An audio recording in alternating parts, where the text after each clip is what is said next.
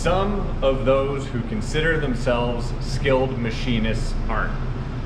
This was a comment on a recent video I just put up about the wages in the industry and discussion on that, and I thought it was a very interesting jumping off point for a conversation about this whole issue. We're gonna get into it. What's up, guys? Ian Sandusky from Lakewood Machine & Tool, back here again for Practical Machinist. Today on Shop Talk, we're gonna be talking about some of the issues with new blood coming into the industry, fostering that, and some of the things we need to keep in mind as that happens. Before we do that, make sure you like and subscribe below if you want to see more videos. Let's get into it.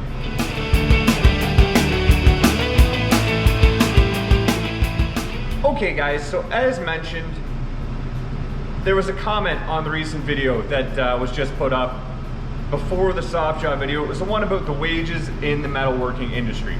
For those of you who saw it, it spawned a fantastic conversation. There was a lot of discussion on that topic and how it affected everybody in the trade at the moment. And there were some comments on there that I thought kind of poked the bear a little bit and fostered some discussion outside of what I was expecting. And it was awesome. It was awesome, guys. If you haven't read that conversation there, I highly recommend you go check it out. I think there was a lot of really good points brought forward. Delivery on some was but we worked together to figure that out. But one that really stood out to me was some of those who consider themselves skilled machinists aren't. This was put forth by an individual in response to the whole discussion that people in the trade are not being paid properly. And this individual, essentially, in my mind, the way I interpret it, was saying, well, do you know what? Some of these guys who consider themselves, people who should be making big wages, they're just not there. I think that was an interesting take, and I thought it was a very interesting place to go in that discussion. And just to say it straight out, guys, to put it bluntly, I would agree that there are varying levels of skill and experience in a machine shop that are worthy, I don't know if worthy is the right word, that earn different amounts of money. They earn a different wage. From the guy running the saw, to the guy sweeping the floor, to a programmer, to a setup machinist, to a journeyman machinist, to a shop supervisor. I will agree that there are different skill sets and different levels of experience that do command a varying wage, some higher than others. I don't think it's wrong that someone who has demonstrated skill and experience in the trade can command a higher wage than someone who is new. That's just the way it goes, guys. That's the same in any industry. Your first day on the job, you are not going to be able to command the same wage that you can command after 30 years in the trade.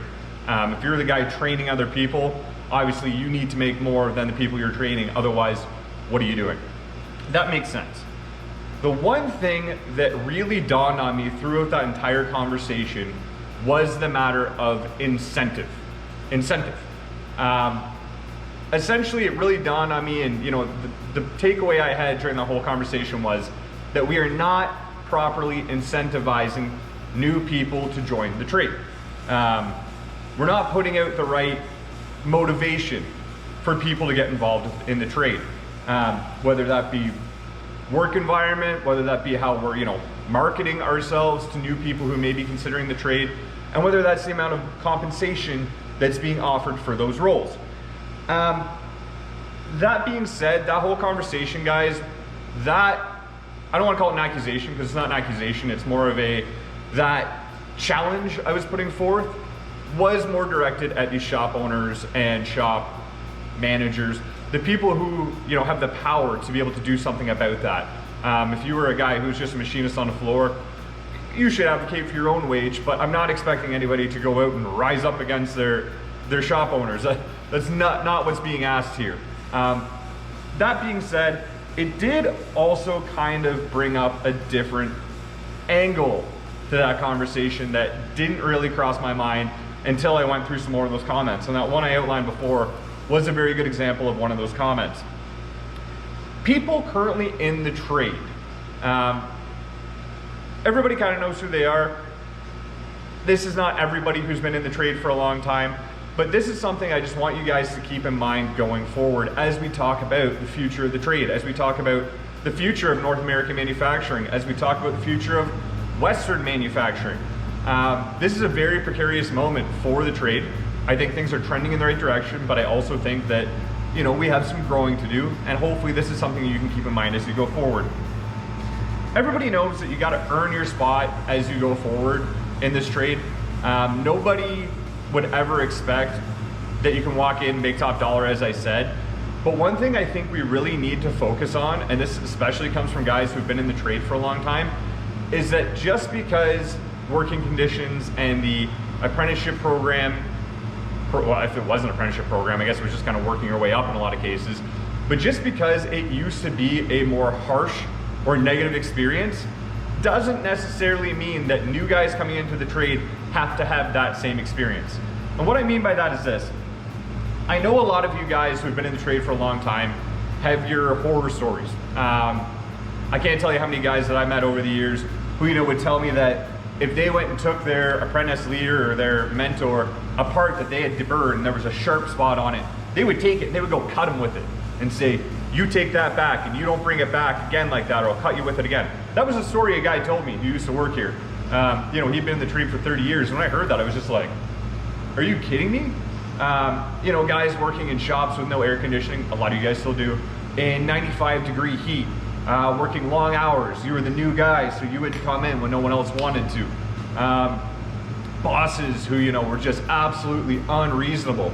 Some of these conditions would horrify people who have not been in the trade or have not come up through that. And you know what, guys, I get it.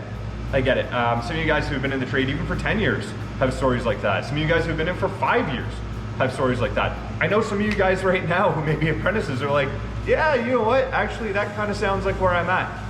I get it. It happened, it still happens, we need to fix it. What I'm trying to get through is, just because you guys went through that and just because some of us had experiences that were not so great, does not mean that if you don't have those situations going forward, we're gonna make bad machinists.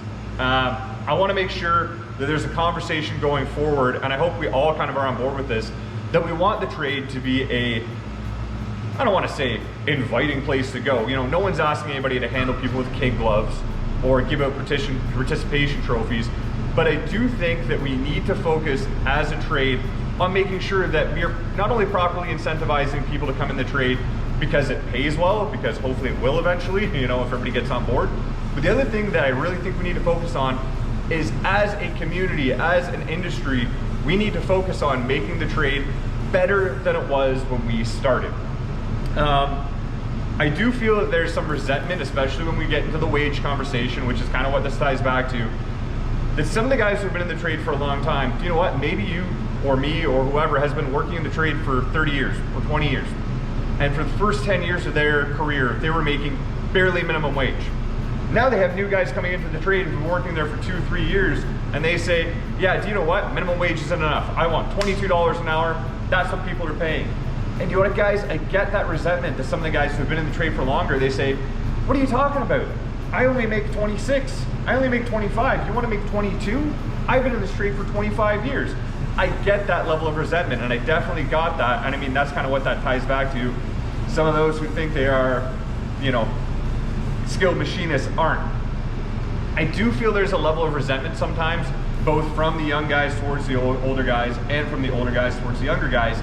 There's a gap there. And I do want to make sure that going forward we are addressing that, we're thinking about it. Here's the thing, guys.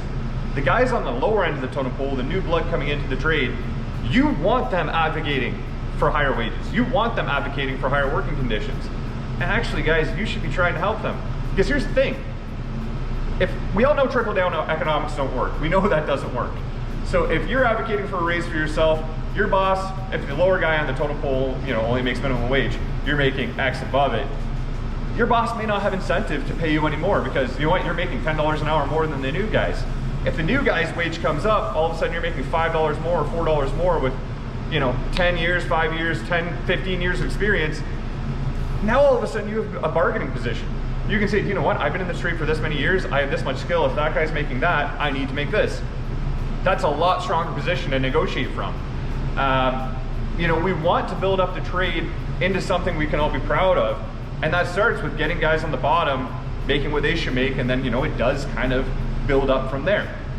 And if we're not giving that opportunity to the young guys, all of a sudden we're going to be in a position where there's nobody coming into the trade. If there's no future for people in this trade where, you know, it's worth the 5-10 years of training that it can take to become a journeyman machinist or, you know, very, very skilled in this trade, people aren't going to come to it. So we need to advocate for people to make better wages and have better working conditions earlier in the trade. I think it's very important to note, guys, I know a lot of people have gone through very rough times when it comes to becoming a machinist. You know, you've done the long hours, you've put in the bad working conditions. I just want to make sure that we're discussing that those don't make a good machinist. Good teachers make good machinists. And there's a lot of you guys out there who went through those bad conditions. They're amazing teachers, so we don't have to have those bad conditions again. You know, you can be the next change that comes and say, you know what, I went through that, so you guys don't have to. And I think that's a really powerful stance to take. So I hope you guys keep that in mind.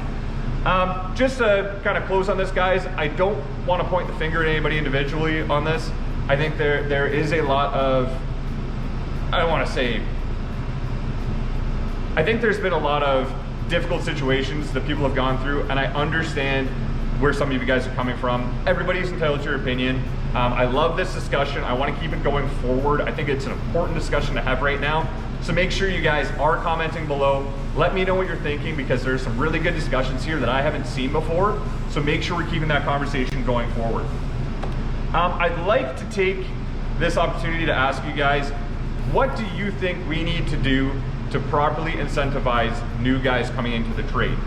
What are some things that need to change? What are some things we need to be focusing on as a whole, as a machining community, to make sure that there's a future for this trade 10, 15, 20 years down the road? Because although some of you guys may be getting out of it, some of you guys in mid-career, if we don't start getting new people into the trade, it's gonna be a lot harder and more difficult for you down the road. If the shop you work at, or your shop, only has guys who've been in there for 30 years, nobody new coming in, eventually there's gonna be no pool to draw from of new candidates or mid-career machinists.